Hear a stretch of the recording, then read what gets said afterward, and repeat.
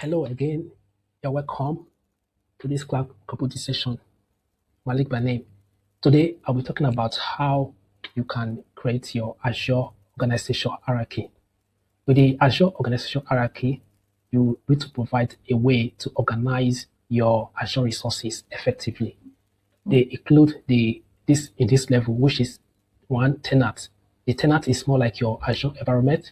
Then you have the management group where you manage all your resources unit by unit. Then you also have the subscription. With the subscription, you're able to manage your costs or other billing activities within your Azure environment. Then the fourth one, which is the resource group, ensures a way to manage all the resources within each group. And you have the roles.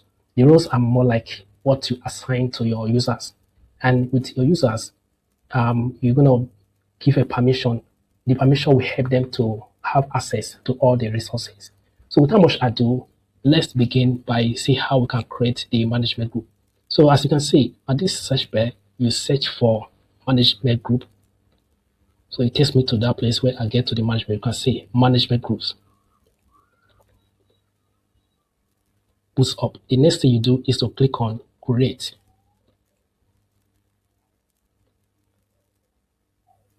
So it's trying to create now.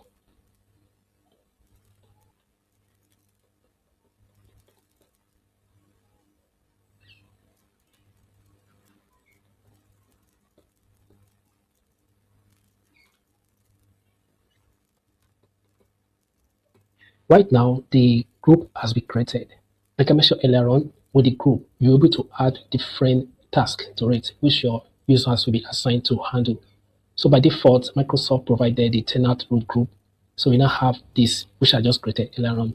And with this subscription, you're able to manage your costs for your resources, the cost of billing for your resources. So that's pretty much how you can go about creating management groups. And you can even assign roles or grant permission for your user to have access to the resources. So that's how we go for today.